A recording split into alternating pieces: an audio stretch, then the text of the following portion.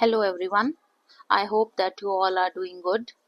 आज हम 2024 सप्लीमेंट्री का क्वेश्चन पेपर सॉल्व करेंगे। जुलाई में जो एग्ज़ाम होता है उसका पेपर सॉल्व करेंगे, एमसीक्यू सॉल्व करेंगे। स्टार्ट कर लेते हैं। क्वेश्चन नंबर 1,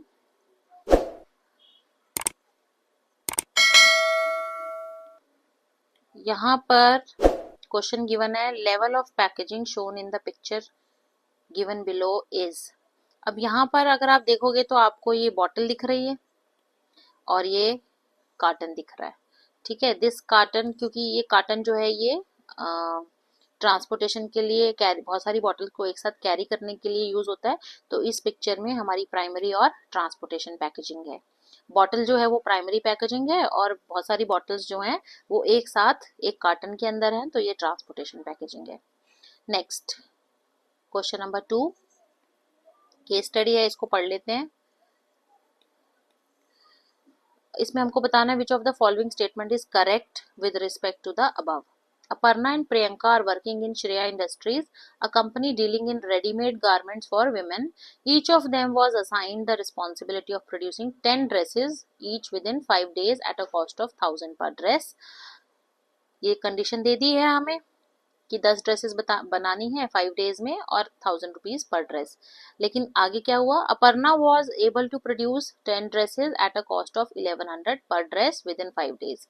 अपर्णा ने 10 ड्रेसेस बना ली 5 दिन में ही, लेकिन कॉस्ट ज्यादा कर दी, 1000 की बजाय 1100 की बनाई। जब कॉस्ट ज्यादा हो गई मतलब अपर्णा जो है वो इफेक्टिव तो है क्योंकि उसने काम पूरा कर लिया अपना, लेकिन कॉस्ट इफेक्टिव वे में नहीं किया है, तो वो एफिशिएंट नहीं है। Whereas Priyanka was able to produce only 8 dresses at a cost of 900 per dress in 5 days.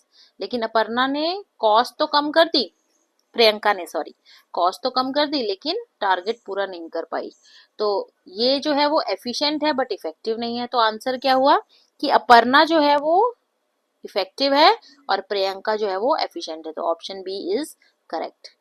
ठीक है, इफेक्टिव जो है ये तो हो गया टास्क कंप्लीशन पे, उसने काम पूरा कर लिया, और एफिशिएंट जो है वो हो गया cost effective. Next question number 3, Which of the following options denote the correct sequence of steps in the process of organizing function of management? तो organizing के जो functions हैं उसको learn करने के लिए आप आइडिया, लेकिन आइडिया के स्पेलिंग जो है वो ए आ पहले आ जाएगा और ई बाद में, तो हम इसको लर्न करेंगे IDAE। ठीक है, तो अब पहला क्या है, identification and division of work. दूसरा है हमारा departmentalisation, IDAE। Next question number 4, which of the following is not a function of middle level management. तो मिडिल लेवल मैनेजमेंट का फंक्शन नहीं है, वो बताना है हमको। पहला पढ़ लेते हैं, to interpret the policies framed by top management. ये तो मिडिल लेवल का ही फंक्शन है। To ensure that their department has necessary personnel, ये भी मिडिल लेवल का फंक्शन है। To coordinate the activities of different departments, ये हमारा टॉप लेवल का फंक्शन है। तो आंसर है सी। Next, question number 5, the principle of management highlighted in the above statement is। पढ़ लेते हैं, if there is fixed place for everything and it is present there, then there will be no hindrance in the activities of business factories। तो ये line देखो, if there is fixed place of everything, अगर हर चीज के लिए सही जगह हो और हर चीज अपनी सही जगह पे हो तो कौन सा प्रिंसिपल होता है, principle of order. Next question number 6, statement 1, as per Consumer Protection Act 2019, the District Commission has a jurisdiction to entertain complaints where value of goods and services paid as consideration does not exceed 10 crore. Statement तो wrong है, 10 करोड़ की जगह क्या आएगा, 1 करोड़। और दूसरी statement क्या है, if any of the parties is not satisfied by the order of District Commission, they can appeal against such order to the State Commission on grounds of facts or law within a period of 45 days। ये true है, ये 45 days true है। तो statement 1 गलत है और statement true second जो है वो ट्रू है, तो B option is correct. Next question number 7, identify the type of selection test use by VK public school in the above case. Selection test हमको बताना है। सिलेक्शन टेस्ट लर्न करने के लिए एक निमोनिक है पिटाई. Personality test, interest test, trait test, aptitude test and intelligence test. ठीक है, तो अभी हम देखते हैं कि इसमें से कौन सा है, ये याद करने के लिए आपको काम आएगा. नेक्स्ट क्वेश्चन पढ़ लेते हैं. VK public school had a vacancy for English teacher for class 12th. After preliminary screening of the applications, they shortlisted 10 candidates. Now the school management asked the candidates to give a demonstration lesson related to curriculum of class 12th. The purpose of these demonstration lesson was to measure the existing teaching skills of the candidates and proficiency. ये मिल गया हमको, यहाँ पर की sentence मिल गया, तो answer है हमारा ट्रेड टेस्ट. ट्रेड टेस्ट जो है that is conducted to measure existing skills of the candidate and to know how proficient they are in their profession. तो proficiency जानने के लिए भी trade test ही होता है. Next question number 8. The purpose of principle of unity of command is, पहला ही option सही है, it avoids dual subordination. Next, which of the following statement is correct for short term investment decision? Short term investment decision होते हैं वो investments जो एक साल के अंदर अंदर कैश में कन्वर्ट हो जाएंगी, जो जिनमें लिक्विडिटी ज्यादा होती है. तो पहला ऑप्शन पढ़ लेते हैं. They affect earning capacity of business in the long run. False. These decisions normally involve huge amount of investment. False. These decisions affect liquidity as well as profitability of the business. ये true है. तो correct option ही हमको बताना है, तो answer C is the option C is the answer. Next question number 10. Which principle of scientific management is discussed in the above statement? पढ़ते हैं. The management should not close its ears to any constructive suggestions made by the employees but reward them for their suggestions, which results in substantial reduction in cost. Again same NCERT से ली गई line है. Answer है आपका cooperation not individualism, कि management should cooperate with employees. Next question number 11. Shareholder funds involve commitment regarding the payment of return और the repayment of capital. False. Involve no commitment. NCERT का screenshot tag किया हुआ, उसको video को pause करके आप उसको देखो. Debt is considered to be the cheapest of all the sources of funds and tax deductibility of interest makes it still cheaper. True. तो फर्स्ट स्टेटमेंट गलत है और सेकंड ट्रू है, तो B is the answer. Next question number 12. From the following identify the factors affecting the determination of price discussed in the above case. ठीक है, पढ़ लेते हैं केस को. प्रखर limited is the manufacturer of life saving drugs. There was an outbreak of flu 2 years back that spread quickly and affected many people. Prakhar Limited made huge investment on research and development as was able to develop medicine for the same. तो यहाँ इसने investment किया है, जो इसने investment किया है वो इसका कॉस्ट रहेगा, तो प्रोडक्ट कॉस्ट इंक्लूड हो गया. आगे, the medicine was very effective in controlling the flu and now it has become a necessity for the patients. As a result, demand for medicine increased. Considering the demand, the company increased the price. तो price यानी utility और demand वाला भी use हो गया. ठीक है, demand ज्यादा थी इसलिए प्राइस जो था वो इंक्रीज हो गया, तो utility and demand. Government observe situation. Since it was only available medicine to combat flu, the government declared it essential medicine. तो yes, गवर्नमेंट की इंटरवेंशन आ गई, तो ये फोर्थ भी हो गया, यानी फर्स्ट, थर्ड एंड फोर्थ. तो ऑप्शन कौन सा है? B. First, third and fourth is the answer. Next question number 13. The dimensions of business environment discussed in the above case are: TechPack Limited is a company in Hyderabad that produces and sells packaging material to various industries across the nation in B2B e-business form. It is a dynamic company. Over the years, due to rising concern for climate change and shift of preferences of Indian customers towards environment-friendly product, the company has shifted to the production of biodegradable packaging material. Moreover, due to its digital transformation, the company has tremendously benefited as its customers could place orders and make cashless payment in online mode. तो अगर आप यहाँ देखो, shift in preference of customer, environmental friendly product, तो एक तो इसमें हो गया हमारा सोशल एनवायरमेंट, सोशल डायमेंशन, और ये डिजिटल ट्रांसफॉर्मेशन, कैशलेस पेमेंट और ऑनलाइन मोड में आ गया तो मतलब टेक्नोलॉजिकल, तो सोशल एंड टेक्नोलॉजिकल यानी B is the answer. Next question number 14 assertion और रीजनिंग है। असर्शन पढ़ लेते हैं। While taking dividend decision the extent of retained earnings also influences the financing decision of the firm. True है।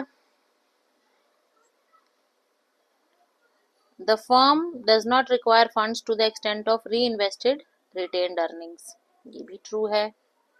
तो जब दोनों ही सही है मतलब both assertion and reason are true and R is the correct explanation of A. Next question number 15. As per Consumer Protection Act 2019, the consumer has a right to file a complaint and to be heard in case of dissatisfaction. तो consumer right यहाँ पर कौन सा है, जहाँ पर consumer को complaint file करने का अधिकार है, मतलब राइट टू बी हर्ड, कि उसकी कंप्लेंट को सुना जाए। Next question number 16. Out of the following, which technique of scientific management has not been discussed in the above para? Not जो डिस्कस नहीं हुई है, केस को पढ़ते हैं। Ashok Industries Limited is a company manufacturing components of automobile industries.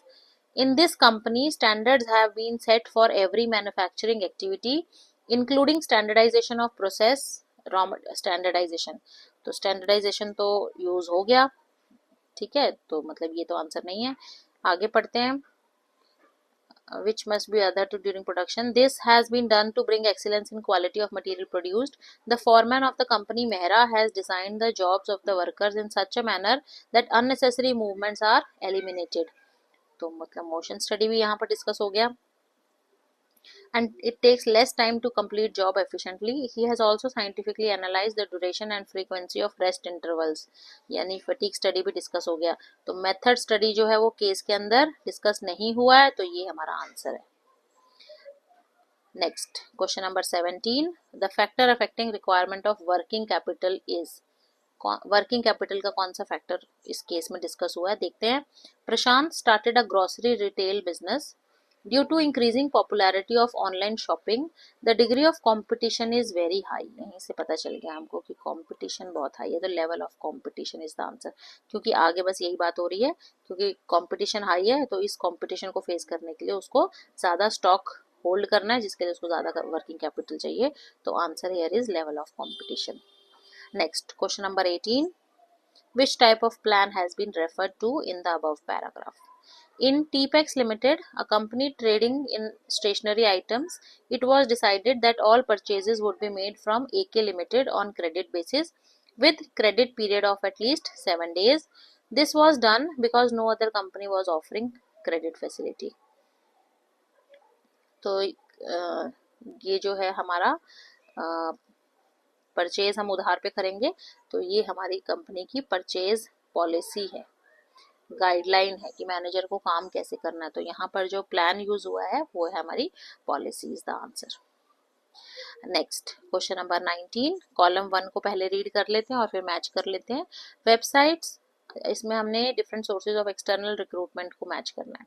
तो website design and dedicated for the purpose of providing information about both job seeker and job opening, तो ये हो गया web publishing. License of business house with educational institute, ये हो गया campus recruitment. तो first का सेकंड और सेकंड का थर्ड, मतलब ये, तो ये हमारा आंसर हो गया। बाकी ऑप्शंस भी आप पढ़ लें। Notice place on the notice board, तो ये हमारा डायरेक्ट रिक्रूटमेंट हो गया, और अनसोलिसिटेड एप्लीकेंट्स का डाटा बेस जो हमने बनाया वो कैजुअल कॉलर्स हो गया। Next question number 20. The type of channel of distribution used when the products are sold by the manufacturer to the end consumer without involving any intermediary. कोई intermediary, कोई middleman नहीं है, तो उसको बोलते हैं zero level channel. Next question number 21. Identify and explain the incentive used by the chief executive officer to improve the performance of employees. Case को पढ़ लेते हैं। A popular magazine published an article on job cuts across the globe. It stated that due to reasons like cost cutting, market conditions, and technological advancement, almost 2 lakh people in IT sector have lost their jobs during the last year. This was read and discussed by employees of TechWire Limited, a software development company in India. It created lot of unrest among them and their morale came down. अभी तक सिर्फ case चल रहा है, अभी तक incentive का नाम नहीं आया यहाँ पर. The productivity of the employees started declining. The chief executive officer of the company observed the insecurity among the staff about their jobs. Understanding his role as a leader, he wrote an email to all the employees assuring them about the stability of their future income and job. लो जी, हमारा answer हमको मिल गया. Stability about future income. NCERT का screenshot tagged है, आप उसको पढ़ें video को pause करके. तो यहाँ आंसर क्या है हमारा, जॉब सिक्योरिटी. ये हमारा नॉन फाइनेंशियल इंसेंटिव है, तो आप ये भी लिखें, नॉन फाइनेंशियल इंसेंटिव और जॉब सिक्योरिटी. आइडेंटिफाई हमने कर लिया है, एक्सप्लेन इसको आप करेंगे. This communication gave the employee psychological and emotional satisfaction. यहाँ से मुझे ये पता चला कि ये मेरा नॉन फाइनेंशियल, ये भी की लाइन है नॉन फाइनेंशियल इंसेंटिव के लिए. The Chief Executive Officer was able to make the subordinates act in a desired manner to achieve the organizational goals without giving them any monetary incentive. ठीक है, ये act in design manner यानी motivation की बात हो रही है. तो अब यहाँ पर हमको अगले क्वेश्चन में बताना है need of employees as per Maslow's hierarchy of needs theory which was satisfied in the above case. तो यहाँ पर कौन सी नीड सेटिस्फाई हुई है, जॉब सिक्योरिटी से सेफ्टी एंड सिक्योरिटी नीड्स. आपने अब इनको शॉर्ट में एक्सप्लेन करना है. ठीक है, स्टेट का मतलब. नेक्स्ट क्वेश्चन नंबर 22 डायरेक्ट है, इसको आप कर लेंगे. पॉजिटिव एस्पेक्ट यानी आपको एडवांटेजेस बताने हैं और नेगेटिव एस्पेक्ट्स यानी आपको डिसएडवांटेजेस बताने हैं इनफॉर्मल के कम्युनिकेशन के. 23 पढ़ लेते हैं. Identify and explain the general principle of management highlighted in the above case. Dhiren Patel is the chief executive officer of a milk processing company.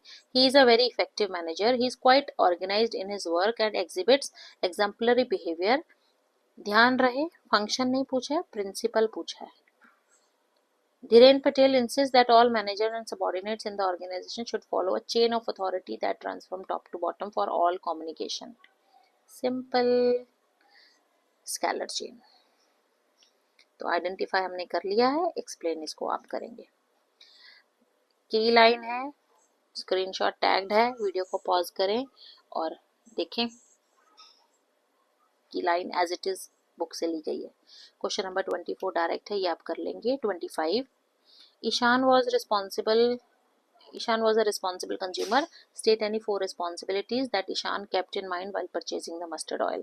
तो जो रिस्पॉन्सिबिलिटी ईशान ने फुलफिल की है सिर्फ वही बताना है. तो केस को पढ़ते हैं और आइडेंटिफाई करते हैं. Ishan wanted to buy 5 liter of mustard oil. Before he went to the market, he surfed the internet to find out about various brands of mustard oil available in the market. ये इसने यहाँ पर अपनी पहली responsibility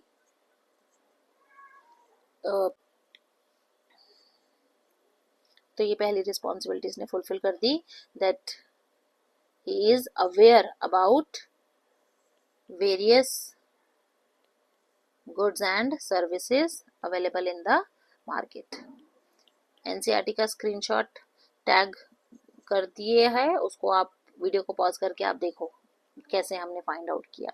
ठीक है, तो as a responsible consumer हमें पता होना चाहिए कि मार्केट में कौन कौन से गुड्स और सर्विसेज अवेलेबल हैं.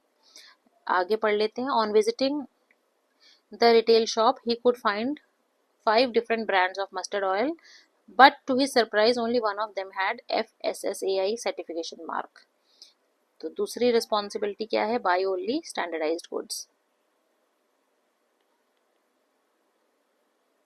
Standardised goods.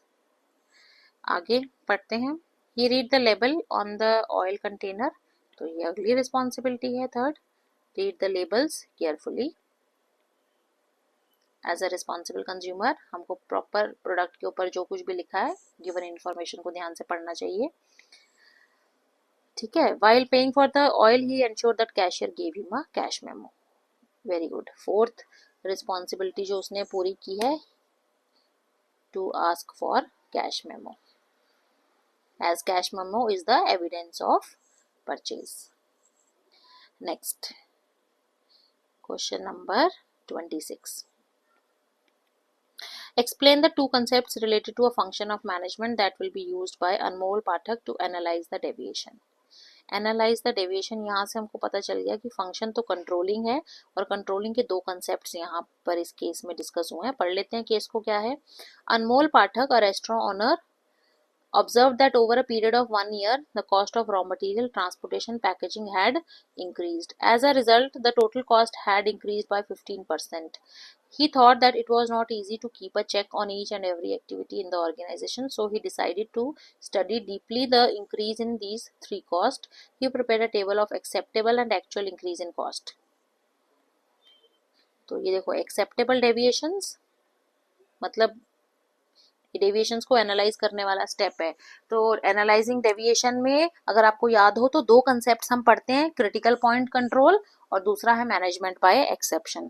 तो यहाँ हमको गिवन है एक्सेप्टेबल इंक्रीज इन कॉस्ट, यानी एक्सेप्टेबल रेंज ऑफ डेविएशन ये गिवन है और ये है एक्चुअल इंक्रीज. तो अभी देख लेते हैं. रॉ मटेरियल में एक्चुअल इंक्रीज हुआ 7%, लेकिन एक्सेप्टेबल कितना था? 4%. तो यहाँ पर CPC एक्सेप्टेबल रेंज से ज़्यादा है डेविएशन, यानी क्रिटिकल पॉइंट कंट्रोल यहाँ पर अप्लाई होगा. देन ट्रांसपोर्टेशन में एक्सेप्टेबल डेविएशन कितना है? 10%, लेकिन एक्चुअल कितना हुआ? 8%. तो ये क्या है? मैनेजमेंट बाय एक्सेप्शन, कि यहाँ डेविएशन तो हुआ है but with in the permissible limit है, इसलिए हम इसको इग्नोर करेंगे. नेक्स्ट, यहाँ पर पैकेजिंग में एक्सेप्टेबल डेविएशन था 10%, बट हमारा डेविएशन कितना आया है? 20%. तो ये भी क्रिटिकल पॉइंट कंट्रोल है. तो यहाँ पर ये कंसेप्ट, दो कंसेप्ट यूज हुए हैं, आपने इनको एक्सप्लेन करना है, क्रिटिकल पॉइंट कंट्रोल को और मैनेजमेंट बाय एक्सेप्शन को. नेक्स्ट क्वेश्चन नंबर 27 डायरेक्ट है, 28 डायरेक्ट है, 29 पढ़ लेते हैं. Silk Limited had EPS of ₹1. It raised a loan of ₹10 lakh at an interest rate of 10% per annum from a bank.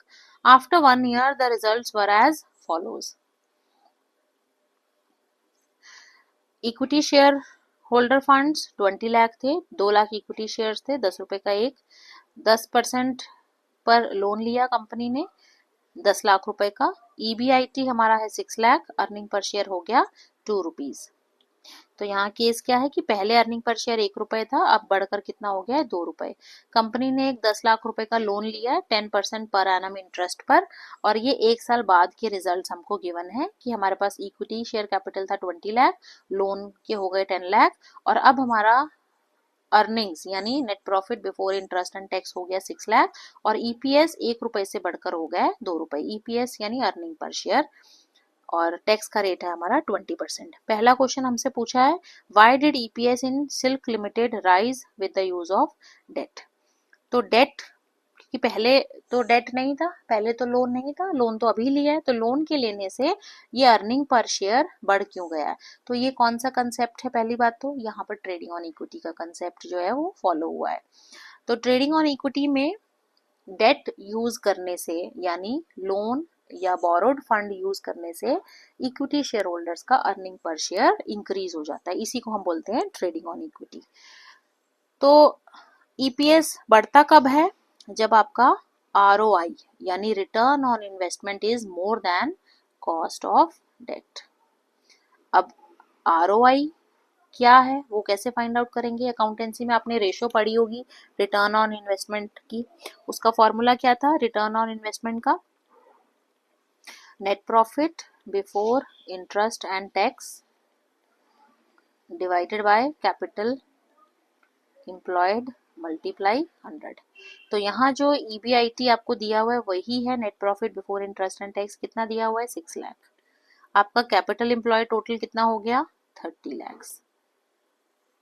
तो capital लिख दिया आपने 30 लाख इंटू 100. तो आपका आरओआई कितना आ गया? 20%. अब देखो आपका आरओआई जो है वो ज्यादा है कॉस्ट ऑफ डेट से.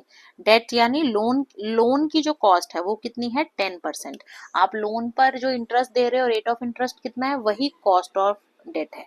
तो आपको अर्निंग तो 20% हो रही है, और आपका जो लोन का रेट है, रेट ऑफ इंटरेस्ट, वो है 10%। तो जब ROI ज़्यादा होता है, इसको हम बोलते हैं that financial leverage is favourable, that जो हमने लोन लिया है इससे हमारा अर्निंग पर शेयर इंक्रीज हो गया। तो इसका आप आंसर क्या लिखोगे, एनसीईआरटी का देखो स्क्रीनशॉट भी यहाँ पर टैग किया है। आंसर क्या लिखा है, when ROI return on investment is more than cost of debt, earning पर शेयर इंक्रीजेस। ठीक है, दूसरा क्वेश्चन अब हम पढ़ लेते हैं। पार्ट बी में क्या लिखा है, if EBIT of the company would have been 3 lakh, would using debt still be favourable for the company. अब EBIT अगर 6 लाख रुपए से 3 लाख हो जाए, क्या तब भी डेट फेवरेबल रहेगा, देख लेते हैं। ROI फाइंड आउट करते हैं इस केस में। अब EBIT हमारा कितना हो गया, 3 लाख, कैपिटल एम्प्लॉयड थी हमारी 30 लाख। तो अब हमारा ROI कितना आ रहा है, 10%। अब हमारा ROI बराबर है कॉस्ट ऑफ डेट के। ठीक है, अभी हम यहाँ एक और चीज देखेंगे कि अब हम अगर हमारा EBIT 3 लाख है तो हमारा अर्निंग पर शेयर कितना जाएगा। तो उसका फॉर्मूला क्या है, ट्रेडिंग ऑन इक्विटी में हम अर्निंग पर शेयर कैसे कैलकुलेट करते हैं। EBIT हमारा हो गया है 3 लाख, सबसे पहले हम क्या माइनस करते हैं, इंटरेस्ट, फिक्स्ड इंटरेस्ट चार्जेस। तो लोन 10 लाख के लोन पर 10 लाख के लोन पे 10% रेट ऑफ इंटरेस्ट से इंटरेस्ट कितना बनेगा, 1 लाख। तो इंटरेस्ट माइनस करके हमारा अर्निंग्स बिफोर टैक्स कितना आ गया, 2 लाख। अब टैक्स माइनस करेंगे 20%, 2 लाख का 20% हो गया हमारा 40,000। तो ये आ गया अर्निंग्स आफ्टर टैक्स 1,60,000। अब ये 1,60,000 क्या है, these are the earnings available for equity share holders. तो अर्निंग पर शेयर अब हम कैसे कैलकुलेट करेंगे, जो इक्विटी शेयर होल्डर्स को हमने पैसा देना है और शेयर्स, नंबर ऑफ शेयर्स कितने हैं, 2 लाख। तो नंबर ऑफ शेयर से हमने ये डिवाइड किया,